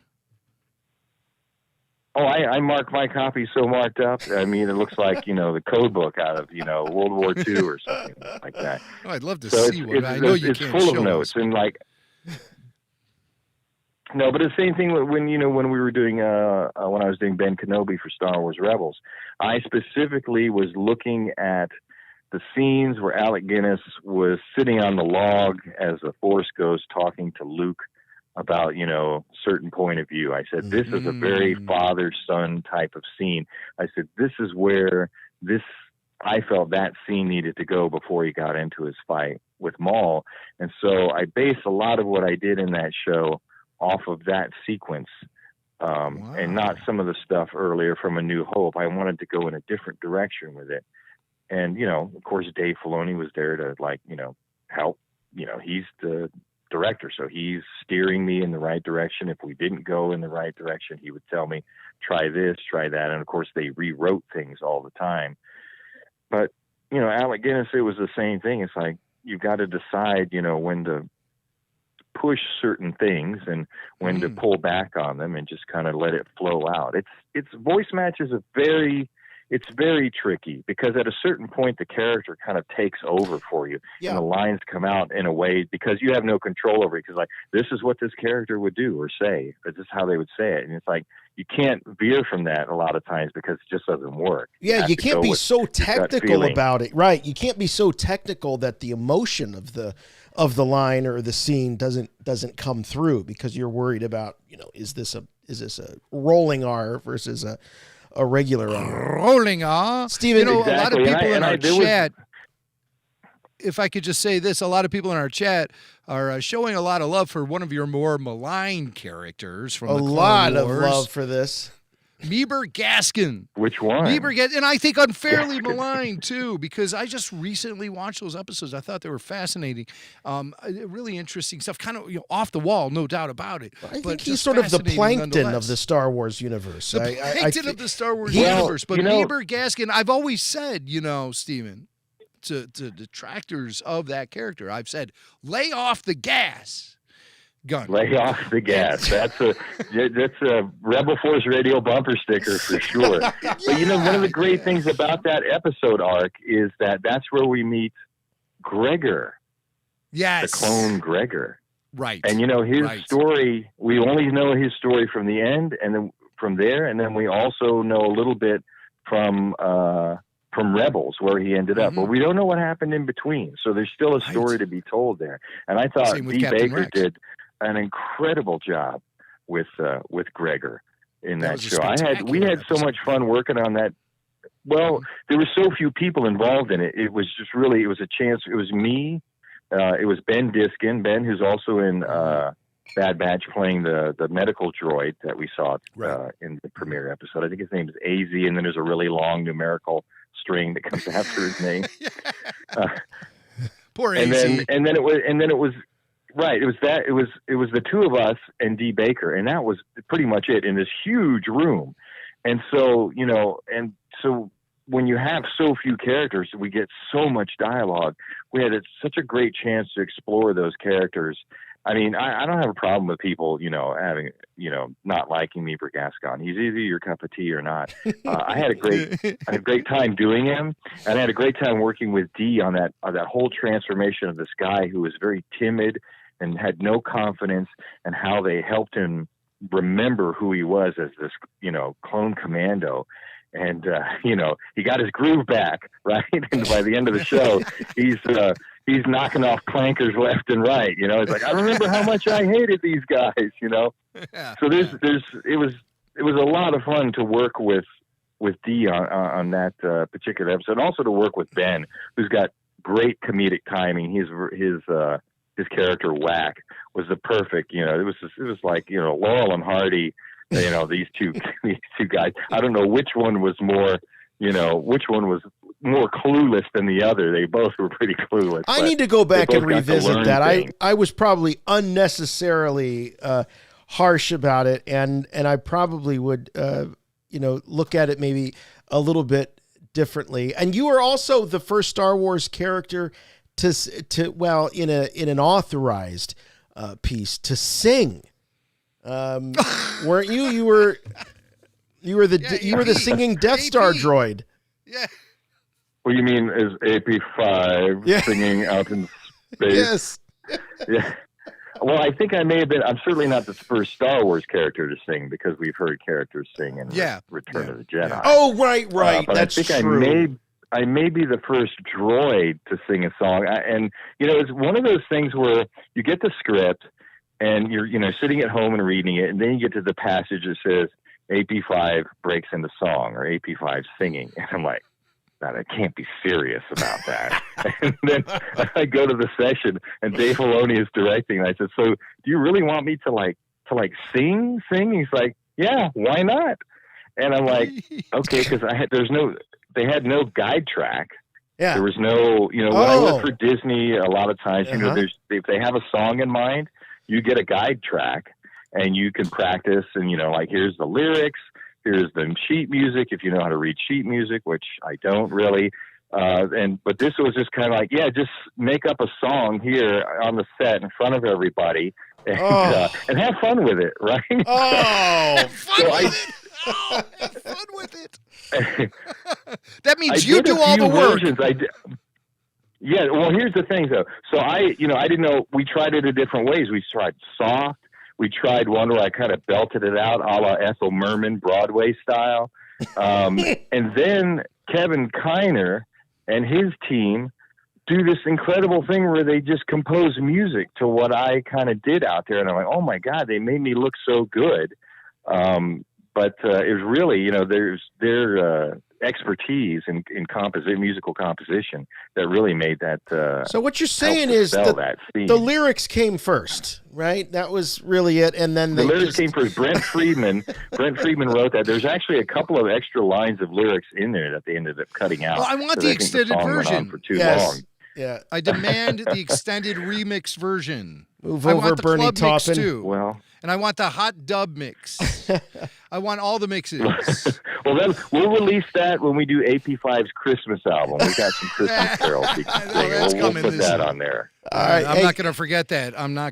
All right, Stephen, thank you so much. What a great surprise this was, and the chat just lit up. And thank you for jumping on and surprising us with your presence. It was your presence. It was great. Well, you certainly made my May the 4th. Stephen, I just want to say, listen, I want to just say, I love you, brother, and I've known you for a long time, and this was just a really special thing for you to do, to just call us out of the blue like this. You're the top antagonist on the biggest show that dropped today on May the 4th, The Bad Batch, the premiere of an all-new Star Wars animated series. Something that's much more well-received than Clone Wars when it dropped. Let's face it, my friend. And so I'm super honored that you did this. And thank you to you. I love both you guys. it's great to talk to you on, like I said, today's a very special day, not only Star Wars Day, because we have this new show, and everybody here says hi and says, hope you guys are doing well. And, Dutch, we're going to sit back. I'm going to get off the phone here and listen to the rest of your show. All right. Well, there's not much left. Okay. Because nope. There's not much left except for a 2-hour phone call with Dutch, which I'm sure will be happening shortly after we sign off. But we are going to be back. I love you guys. We're going to be back on Friday to talk more Bad Batch, and we're going to be looking at that second episode. So love to all of you at House Stanton. Thanks so much. Love you, man. All right. Well, you guys take care, and I'll be tuning in on Friday to hear your guys' after show, the review, okay? Oh, well, that means a lot. Thank you. Can't wait. Thank you so much. The great Stephen Stanton, ladies and gentlemen. This is just incredible to have him on the show as we look back at the first episode of the Bad Batch Aftermath. Like I said, we are going to be back this Friday.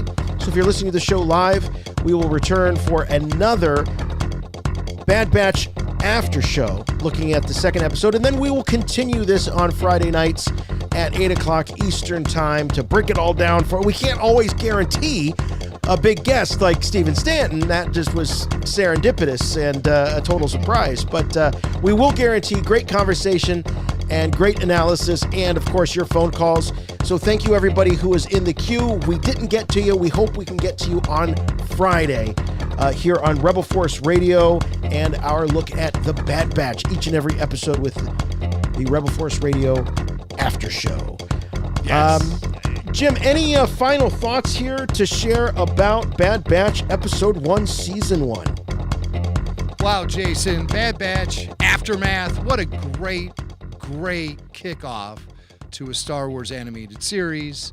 Like I said, I think it's been more well-received than Clone Wars when it launched, and we know what that show evolved into. So it seems like we are out of the gates and running at full throttle, and I'm really excited for what's going to be happening as this series evolves, because this is a period of time, the dark times, that I've always wanted to tap into via Star Wars storytelling. I've been pining for this area to be more explored. Sure, we got Rebels, but that was more or less a lead up to A New Hope. And while it did fill in that period of the timeline, I find the early days of the Empire to be far more compelling, with Darth Vader dealing with his new reality and a galaxy that is transforming from a republic into an empire. Keep in mind, just because Palpatine issued Order 66 and declared the Republic is reorganized into the new galactic empire, just by him saying it doesn't make it so. He says reorganize. So we're going to see the reorganization of the Republic into the Empire. And I'm sure there's going to be tons of growing pains along the way. This premiere episode was spectacular. It really wet my whistle for further episodes in the season. I can't wait till Friday. I cannot wait till Friday. I certainly hope to see much more of, and hear much more of Stephen Stanton performing as Tarkin throughout this series. Thank you so much, Stephen, for that surprise phone call. This May the 4th be with you day, Star Wars Day, so special for us here at RFR. So until Friday, ladies and gentlemen, I don't have a sign off yet. It's such a fresh episode, but I'll just sign off with the words of Wrecker. Listen to RFR, I'll punch you. All right, I don't know. We'll work on the sign off. Well, New Gunray not in this episode. New Gunray not in this episode. He's dead. He dead. I was hoping we'd see maybe him on the floor split in half on Mustafar at some point, but we haven't seen that yet. Oh, how about those recreations of those moments in Episode 3 where you had saw the Palpatine being held captive there by General Grievous and Obi-Wan and Anakin, and I happened to notice that when I searched for the cast of the Bad Batch, Matt showed up. So yeah, I've heard that too. So yeah, we'll see. We'll have to shake down Mr. Lanter. But listen, I think that Ian McDiarmid dialogue, it wasn't lifted from Revenge of the Sith. That was fresh recording. I don't think from so. Ian McDiarmid for this show. According to IMDb, now IMDb is crowdsourced, but it says that it was archived sound. So he is I don't credited know about as that. I want to see proof of that, because to me it sounded like a new recording. Ooh, take it into the sound lab. See what you can find out. That might happen. All yeah, right. yeah, good idea. Good idea. We'll match up the sound waves and get all technical about it. All right, well, that's going to do it Not for in us this here. episode. That's going to do it for us here on Bad Batch After Show. Please join us again this Friday. This is a twofer. I mean, it's Star Wars week. It's, May the 4th. So we'll see you next time here on Rebel Force Radio in the Bad Batch After Show. Great premiere. Can't wait to talk more about it with y'all. Big thanks to Stephen Stanton. We'll see you next time. For Rebel Force Radio, I'm Jason. I'm Jimmy Mack. And remember, Always